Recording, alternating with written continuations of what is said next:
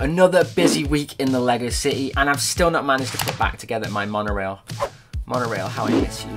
Anyway, quickly going back to last week, there were a couple of comments that I wanted to address before we get into the main bulk of this week's city update. First was addressing that kind of pizza shop and garage mock thing. I just want to say thank you so much for all the kind comments. It's really nice when people like your terrible, terrible mocks. Anyway, a lot of people are talking about adding a little table eating area outside the front bit. As I said, it looks a little bit bare with those kind of tiles and stuff. Now, I did have this section kind of pathed that way a little bit for my delivery boy and his kind of moped, because obviously I got that from the pizza van shop thing from a while ago. So I thought the front kind of made a cool little parking space, but I thought, okay, let's add in a table at the front, as I did just acquire one from a different set, which we'll get into a little later on in the video. Not sure why people would want to have like their food outside next to Tread's tuning garage, but seeing as the workers also enjoy pizza, maybe it's them.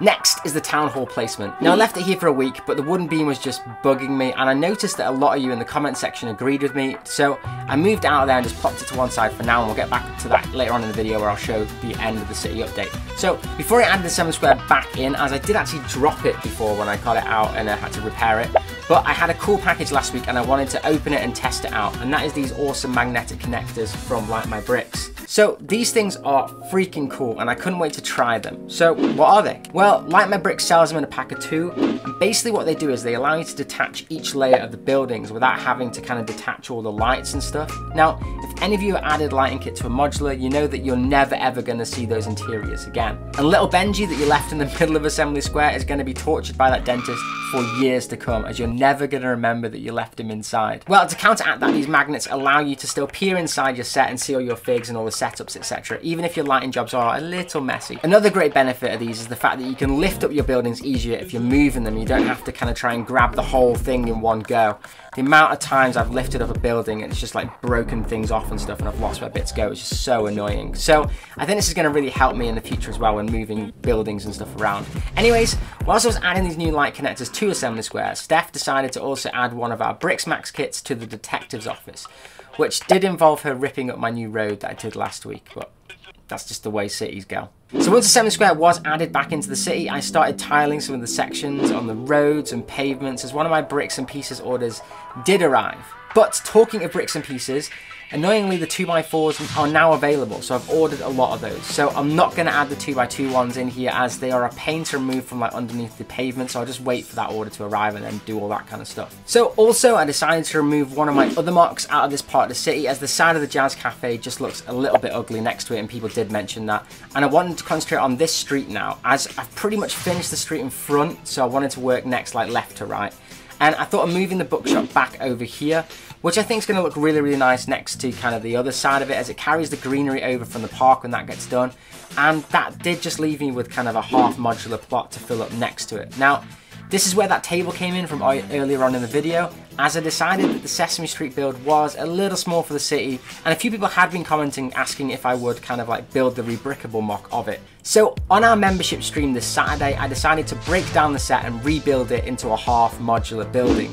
The build itself is really easy, and most of the doors, windows and all that kind of stuff are actually exactly the same as the original one, so it shouldn't be too hard. But it still took me about 4 hours because I decided to break it all down. But if you decide to do this build, then just don't do that. Trust me, it's just, most of the stuff's fine, just leave it. But the build looks really, really cool. And although it is a little small, it's kind of similar height to like the bookshop. And I think it really fits perfectly here on the street, at least for now anyway. I'll probably get moved and stuff as we go on. But I think this is a pretty cool starting point to like complete this part of the city for now. So I'm really, really happy with that. So this is what the city looks like at the end of this week. We'll carry on and go from left to right. So over here we have the police station modular from this year. Now I haven't added any lighting to this at the moment, but we do have the nice police officers and stuff outside, which is all pretty cool. Now in this corner it's a little bit dark, so hopefully the camera quality isn't too bad.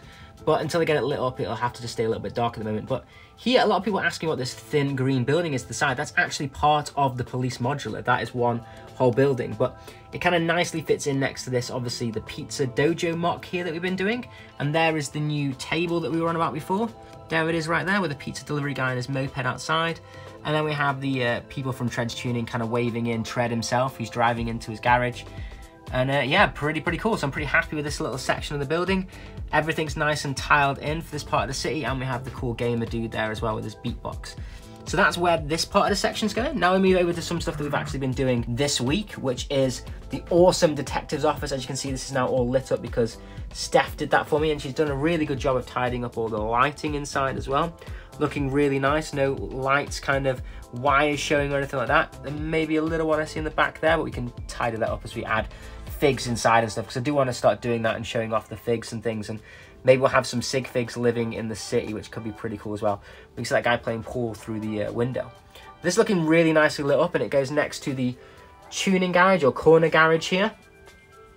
This is another fantastic modular. I absolutely love this one, but the lighting kit I need to do some improvements to, because the lighting is quite visible, that you can see some of the cables and stuff through the actual building. And also I want to add those magnetic connectors on this one, which I haven't done. So they've been added to the detective's office, but not to the tuning garage at the moment. But there we go, that's what this is looking like. We've got some nice kind of cars and stuff and little sig figs just kind of getting moved around. We've got the awesome elephant man crossing the street there. I absolutely love him, he's great. I got him from a make a minifig wall. So as we move along the side, there's the Vestas wind turbine in the way. You can see the diner is still here at the moment. I'm actually getting a little bit more used to this here, but I think it is going to get moved at some point. But it looks all right. I think it adds a little bit of dynamics with the kind of this barrier section kind of hanging out. And I put the little electrical city service van there, just for now. But this section here is starting to look really, really good, which is obviously what we concentrated on this week. And I'm actually really, really happy with how this is going. So we'll move the camera to assembly square at the back first. Now, this is one that I re-lit up this week, really tidied up all the lighting. I think it looks absolutely fantastic, but also this has the magnetic connectors, which makes it a lot easier for me to pick this up out of the city, because like I was saying, I have to try and peer over all of these tables to get to it. You see that's quite a way away. I have to try and clamber over if I want to get to it. So being able to take certain sections of it off really does help me out. So yeah, I'm really glad with those. But that is now positioned beautifully next to the reMOC version of the same set. I still need to tile this in a little bit. And like I said, when I get more of those 2x4s, then this will look a lot cleaner, but I'm just waiting because I don't want to add the 2x2 ones in. I just don't think it's worth it. But this is looking really great here. I love this. This also needs to get a lighting kit. I haven't bought one for this yet, so I have to do that. But I have bought one for the bookshop, which we haven't lit up yet. But I think this looks really nice with the actual, the birch tree in front there, because there is going to be the greenery here where this bit's going. So that'll look really nice, kind of carrying it over a little bit. But next to that, actually, I actually put the Sesame Street. Now, I switched these over. Originally, I was looking at putting it at the other side, but the bookshop is slightly bigger than Sesame Street, so it does cover that ugly section of the rebrickable MOC, so I quite like that a little bit better. And I think it's nice just to break up that set with the teal set that it came with. So I think this looks really, really cool like that. I think this is looking like a really, really nice looking street now. I'm really happy with that. And then obviously going next to the diner.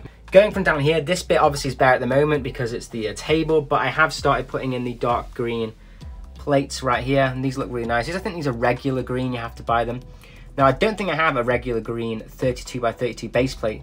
There are some that I've used for the train tracks, so I might be able to steal one from underneath there where you don't see it as much, but I do have a couple of the half plate ones. Now, if I do a half plate, then a half plate, and then a full one here, I'm not sure at the end, so I can do a half plate, but I don't know what's going to happen over here, so I might try and figure that in, or like tile up something nice to make it blend in a little bit nicer, but we can do that at a later date.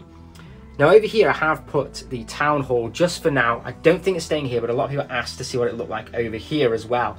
So that's what it would look like if you can kind of imagine with the greenery kind of coming out a bit more.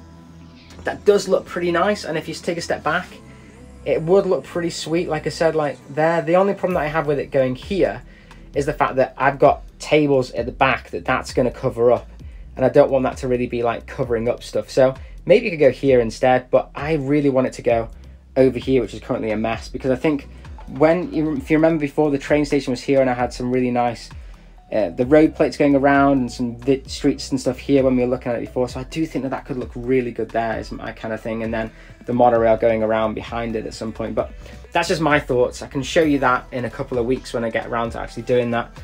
But for now, I've left it here because it does make this look a little bit more hustle and bustle at the moment.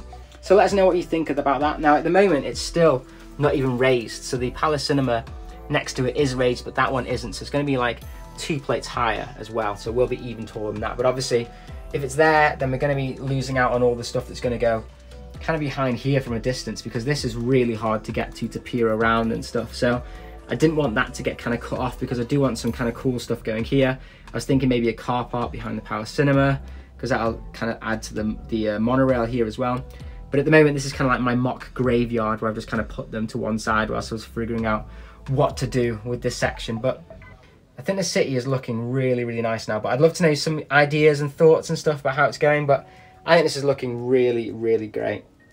Now, one thing I do want to do on this other street over here as well, when I get around to it, is get some more bricks to fill in the back of this tuning garage mock and the city set, because they all have nice backs and you can see that from where this is. And I think that's what's great about that Sesame Street one that we did this week, is the fact that, there you go, you can see the back and it looks great. It's fully filled in, which I really, really like about that. So when you're looking at the city from over here, it all looks really, really tidy, like a fully built city. But that's how it's looking over here on the classic side. Now, going over to the other side to show you quickly, it is an absolute mess.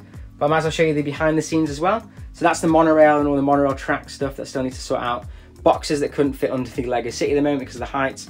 And this is going to be the amusement park. I've just put Ninjago sections over here so I don't fall over them, because they are going to be going over here on 2 tables when I can do the legs when it stops raining. But yeah, we've still got a lot. This city can become quite a decent size, because you can see we've just been working over here at the moment, but it's going to be going all around here and over here, which is a lot more room than I had downstairs before. So lots of cool stuff to do, lots of city updates to be had in the future. So that's it for this week's LEGO City update. Let us know if there's anything you want me to change or look around and maybe have some ideas for what's going on at the moment. But I think it's kind of coming really, really good. We've got quite a lot of that classic area kind of sorted now. So next, I think I might start finally going to the other table and redoing that again. And then maybe the Town Hall will go back down there at some point. And then hopefully the weather will kind of get a bit better for the next couple of weeks, so I can then start actually adding the new table legs to the Ninjago City area, so we can start looking at that, because obviously I've got a couple of Monkey Kid orders coming through and some Ninjago ones and stuff like that as well, so hopefully that can then start getting added, and I can't wait to put my monorail back into the city. But anyways, if you enjoyed the video, then pop us a like, and if you absolutely loved it, then how about subscribe, and as always, have an absolute awesome day.